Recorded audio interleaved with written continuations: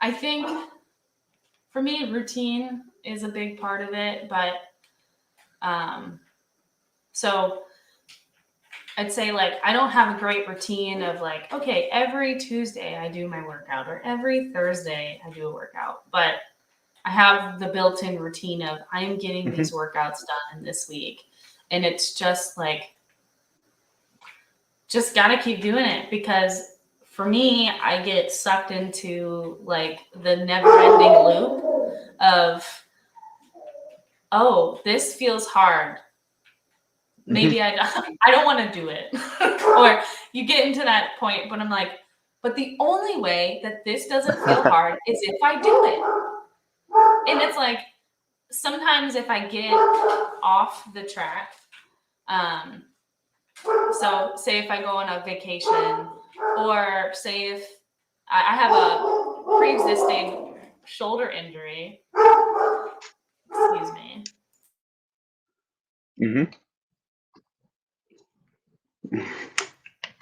Sorry. Someone had to talk to the dog. Oh, that's okay. So I have a pre-existing other injury, which is my shoulder, which is something that happened in college. And I've worked through that, and sometimes it's great. Sometimes I don't have any issues. And then other days it's just like, wow, I must have slept on this really wrong because this feels rough, or it's really lagging whenever I bench. Like you can tell that my left arm shoots up before my right. And it's not consistently bad. And I've gone to physical therapy for it and stuff. So right now I'm just at a rolling with the punches.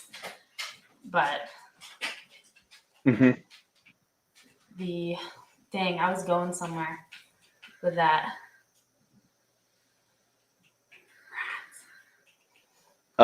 We were talking about just like motivations. Oh, yeah. For the competing. Just to get better, you just have to do it, even though it's hard. And the time that, like, if you get knocked off course, those first few weeks coming back are tough, but that's the only way. You just have to get through. And so I just think about, okay, if I don't love how this is feeling, or if I don't love how fast I moved this weight this week, the only way that I'm going to do better and feel better about this is if I just keep going. And if I just, it's not fun or it doesn't feel great, but one day it will feel great. And I just got to get to that point. I'd also say that throughout those 3 years, I had a really good support system between Bill, my coach, and Dylan, my fiance. He is also a powerlifter. And so his support throughout the entirety of it, I mean, I can't say enough good things about having somebody with like that shared goal. So that's a hobby that we can do together. So that's an activity that you, but also he's somebody that I can confide in, and he understands like what my limitations are, or he can tell when I'm like not having a good lift, so just having a support system. And I know a lot of people can get that online, and I'll say for me, I've gone more offline ever since my injury, purely because I felt like I was comparing myself to a lot of people who said they had a bulged disc and they were back in a month. And that was really hard for me to look at because I was doing the slow progress of, I'm not rushing this. It's not worth it. This is a life support. Like, I want to do this for a long time. I'm not in a rush. And knowing that I'm competitive, but also I'm in a different age class now. I'm in the open. It's a different playing field. So I don't necessarily think I have any reason to rush. I mean, when I was competitive in college, it was because I was a junior. So I was competing against people my age, and it was a much smaller pool. So now it's just like, I'm not going to, pushing or rushing is not going to actually get me there to where I want to be faster. I mean, so, yeah, but a support system, because Dylan, if I don't want to work out one day, he's like, well, when are you going to do it? Or, like, I'll hang out with you while you do it, or, and just being that's so cool. Yeah.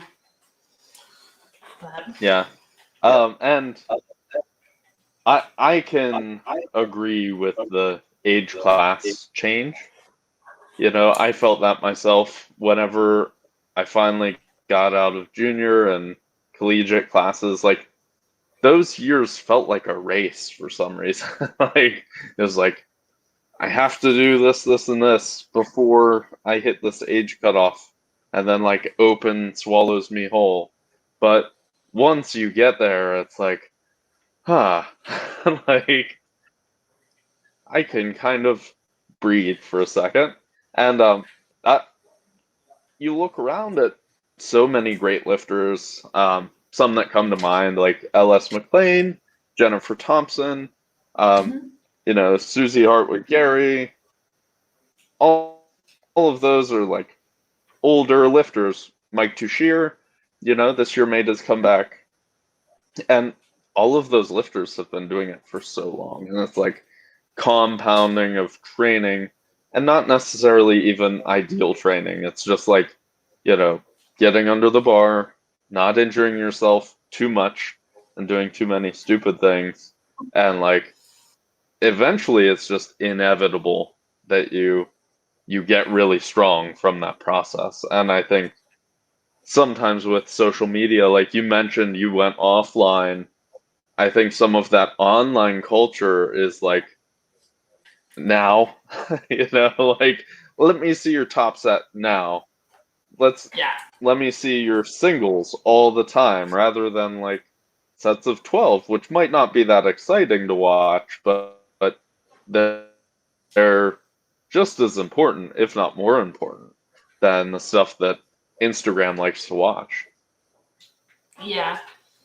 Yeah. And I just, for me, I just kept comparing myself to other people, especially because when you're injured and you're not able to do the sport you want to do, you are hungry for answers. You look online, you watch YouTube videos of what can I do, or you look at other people who say that they had a bulge disc, but their recovery was a different timeline than yours. It was a different injury, or so many different factors. But so for me, I just felt like being on social media during my recovery process, it just made me want to rush it even more. And I didn't need to rush what I was doing. And I felt pretty content actually with not rushing for the most of it. And especially in the last year, as I started getting stronger and I started realizing, I was like, oh, this was something I would have done. This is a weight that I would have hit in prep for a meet, like my senior year of college. And being able to slowly work towards it. And also at this point, now that I'm not necessarily comparing myself to many people on the injury scale, like now I used to use Instagram as my training log.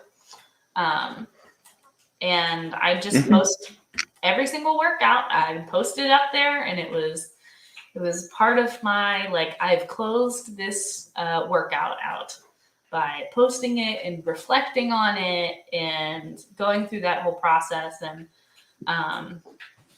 now I just don't do that really much. And sometimes I feel sort of guilty about it, purely because there is a community online of really great powerlifting people, and there are far more women in the sport than there were when I started. When I started my Instagram, Yeah. it was like bodybuilding was how you, like, was a lot of the content out there. And it shifted a lot. There were a lot of strong people. So now maybe I just don't feel the pressure to create the content, maybe just consume it, but also just taking it easy Yeah. with comparing yourself, because knowing that my recovery could take 3 years. I don't know if many people want to hear that. But I'm sure there are some people that maybe are on year 2. They're still hurting. They're still working through it. That it would be good for them to hear. But Yeah, I think that's why this is, I think, important to kind of get your story out a little bit, and let's